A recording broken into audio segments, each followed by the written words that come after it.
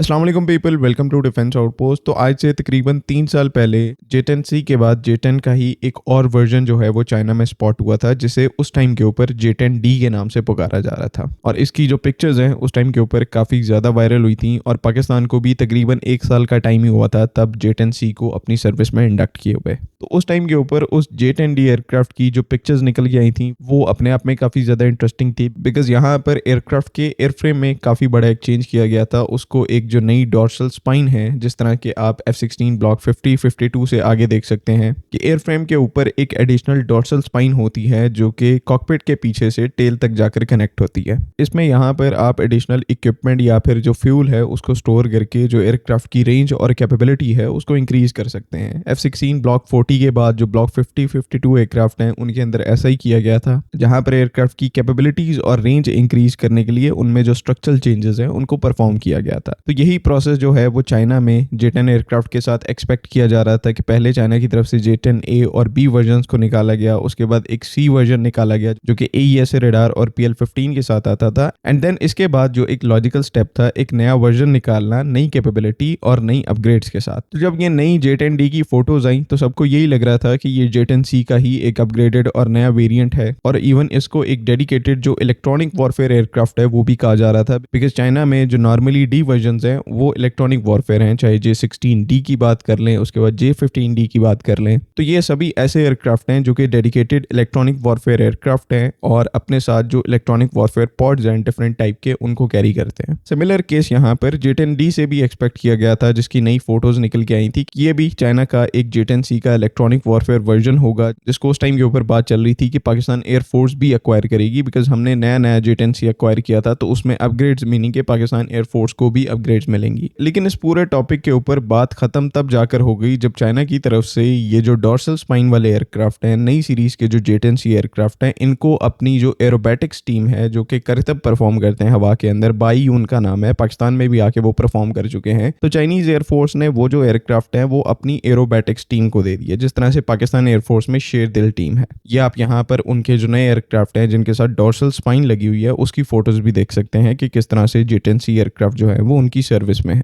और सरप्राइजिंगली यहाँ पर इस एरोबैटिक्स टीम के अलावा जो J10C के नए वेरिएंट्स हैं उनको कहीं पर दोबारा से नहीं देखा गया। इसी वजह से एक सवाल जो कि उस टाइम के ऊपर भी खड़ा किया गया था और आज भी वही सवाल खड़ा है कि क्या सिर्फ एक एरोबैटिक्स टीम के लिए आप अपना जो पूरा एयरक्राफ्ट है उसको चेंज कर सकते हैं, बिकॉज ये डोर्सल स्पाइन जो है वो ऊपर से देखने में आपको एक नॉर्मल चेंज लग रहा होगा, लेकिन एयरक्राफ्ट की आपको पता है कि एरोडायनामिक प्रोफाइल होती है और उस पूरी एक एरोडायनामिक प्रोफाइल के अंदर अगर एक छोटा सा भी चेंज करना पड़ता है तो उसके लिए एक पूरा सेटअप आपको लगाना पड़ता है, पूरे डिजाइन को चेंज करना पड़ता है। इंटरनली आपने जो इक्विपमेंट है वो कैसे सेटअप किया हुआ है उसकी जो पूरा लेआउट है उसको आपको चेंज करना पड़ता है, यानी कि मोर और लेस यहाँ पर छोटे से भी चेंज को करने के लिए ये एक बहुत बड़ा डेवलपमेंट फेज है। और ये सब कुछ चाइना ने किया सिर्फ अपनी एक एरोबैटिक्स टीम के लिए जिसने ज्यादा से ज्यादा 10 से 12 एयरक्राफ्ट ऑपरेट करने थे। तो उस टाइम के ऊपर भी काफी ज्यादा क्वेश्चन रेज किए जा रहे थे और आज भी काफी ज्यादा क्वेश्चंस हैं कि असल में ये जो J10C एयरक्राफ्ट के अंदर इतनी एक डीप मॉडिफिकेशन की गई है, एक डोर्सल स्पाइन को ऐड किया गया है, तो इसके पीछे एक्चुअल में यहाँ पर ऑब्जेक्टिव क्या है, वजह क्या है।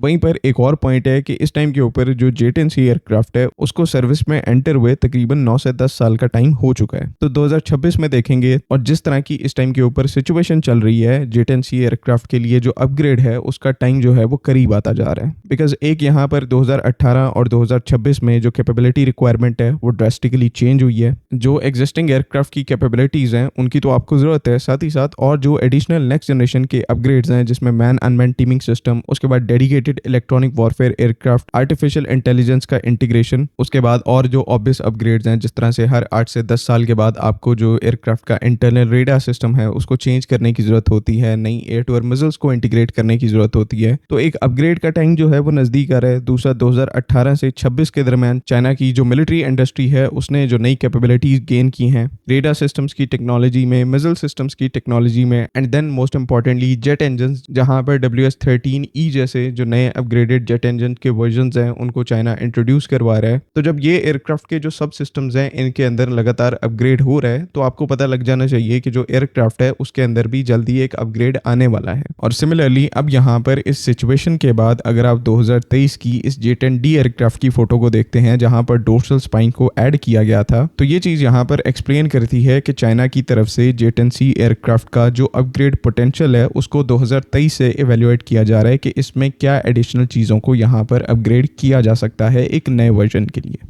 और क्योंकि चाइना के लिए J-10C उसी तरह से है जिस तरह से हमारे लिए JF-17 है, तो अपने अपने जो एयरक्राफ्ट हैं उनको रेलेवेंट रखने के लिए पाकिस्तान भी इस टाइम के ऊपर JF-17 के एडवांस वर्जन्स के ऊपर काम कर रहा है और चाइना भी यहाँ पर जल्द ही जो J-10C एयरक्राफ्ट के अपग्रेडेड वेरिएंट्स हैं उनको यहाँ पर इंट्रोड्यूस करवाने जा रहे हैं। और जिस तरह से पाकिस्तान एयरफोर्स कंफर्म कर चुकी है कि वो चाइना से एडिशनल J-10C एयरक्राफ्ट को फ्यूचर में प्रोक्योर करेंगे, तो तब तक J-10C एयरक्राफ्ट के अपग्रेडेड वर्जन अवेलेबल होंगे तो डेफिनेटली पाकिस्तान एयरफोर्स जो है वो उन नए अपग्रेडेड J-10C के साथ जाएगी और हमारे जो एग्जिस्टिंग हमारी सर्विस में J-10C एयरक्राफ्ट हैं उनको जो अपग्रेड पैकेज है उसके थ्रू अपग्रेड किया जाएगा। और ये एक ऑब्वियस स्टेप भी है, जब भी आप एयरक्राफ्ट को प्रोक्योर करते हैं उसके अंदर इन्वेस्ट करते हैं तो वो सिर्फ 10-15 साल की इन्वेस्टमेंट नहीं होती, उसने अगले 40 साल तक चलना होता है। और 40 साल तक किसी एयरक्राफ्ट को रेलेवेंट रखने के लिए आपको पता है कि उसको टाइम टू टाइम आपको अपग्रेड करना पड़ता है। अपग्रेड यहाँ पर नहीं करेंगे तो 10-15 साल के अंदर उसकी जो रेलेवेंस है वो खत्म हो जाएगी। और ये सारी चीजें ऐसी हैं जो कि जब भी कोई कंट्री आपको एयरक्राफ्ट सेल करती है तो ये चीजें वो एग्रीमेंट में लिखते हैं कि कितने साल की इसको अपग्रेड मिलेगी, किस लेवल की अपग्रेड होगी। तो चाइना और पाकिस्तान एयरफोर्स के दरमियान जो एक J-10C एयरक्राफ्ट की अपग्रेड को लेकर रोड मैप है वो पहले से एग्जिस्ट करता है, जस्ट इसकी टाइमलाइन आने पर इसको एग्जीक्यूट करने की देर है। और जिस लेवल के ऊपर चाइना जो है वो किसी एयरक्राफ्ट को मॉडिफाई करने के लिए तैयार है, इसकी एग्जांपल जो है वो 3 साल पहले जो J-10D एयरक्राफ्ट की फोटो आई उसमें काफी क्लियरली नजर आ रही थी। तो इस चीज की भी यहाँ पर उतनी पॉसिबिलिटी है कि J-10C एयरक्राफ्ट को एक डेडिकेटेड इलेक्ट्रॉनिक वॉरफेयर एयरक्राफ्ट के अंदर कन्वर्ट किया जा सकता है, जो कि J-16D जैसे एयरक्राफ्ट का एक अच्छा अल्टरनेटिव बन सकता है। J-16 से रिलेटेड हम पहले बात कर चुके हैं कि किस तरह से यहाँ पर रशिया की इन्वॉल्वमेंट है और बहुत कम चांसेस हैं कि ये एयरक्राफ्ट जो है वो पाकिस्तान एयरफोर्स के लिए अप्रूव हो जाए, तो वो कोई इतना एक रिलायबल ऑप्शन नहीं है। लेकिन J-10C एयरक्राफ्ट का एक डेडिकेटेड इलेक्ट्रॉनिक वॉरफेयर वेरिएंट ये J-16 एयरक्राफ्ट का एक बहुत अच्छा अल्टरनेटिव जैसे पहले बताया बन सकता है। और क्योंकि J-10C जो है वो पहले से ही हमारी सर्विस में है तो ये एक और प्लस पॉइंट है कि कल को चाइना अगर J-10D की सूरत में एक इलेक्ट्रॉनिक वॉरफेयर वर्जन इंट्रोड्यूस करवाता है तो या तो आप उन एयरक्राफ्ट को अक्वायर कर सकते हैं या अपनी ही सर्विस में जो 4 से 5 यूनिट्स हैं उनको एक इलेक्ट्रॉनिक वॉरफेयर एयरक्राफ्ट के अंदर कन्वर्ट करवा सकते हैं। तो J-10C एयरक्राफ्ट को लेकर फ्यूचर में बहुत सारी पॉसिबिलिटीज अपग्रेड जो हैं वो एग्जिस्ट करती हैं, सिमिलर उसी तरह से जिस तरह से JF-17 थंडर प्लेटफॉर्म के साथ एग्जिस्ट करती हैं। तो फ्यूचर में जो हम नेक्स्ट जनरेशन के एयरक्राफ्ट अक्वायर करने जा रहे हैं वो एस्पेक्ट तो इंटरेस्टिंग होगा, लेकिन जो हमारे एग्जिस्टिंग 4.5 जनरेशन के एयरक्राफ्ट हैं उनकी जो अपग्रेड का एस्पेक्ट है वो भी यहाँ पर काफी इंटरेस्टिंग होगा और हमारी जो एयरफोर्स की ओवरऑल कैपेबिलिटीज हैं उनके अंदर काफी ज्यादा कंट्रीब्यूट करेगा। आई होप कि तमाम चीजें यहाँ पर क्लियर हैं। अगली वीडियो तक के लिए अल्लाह हाफिज़। पाकिस्तान जिंदाबाद।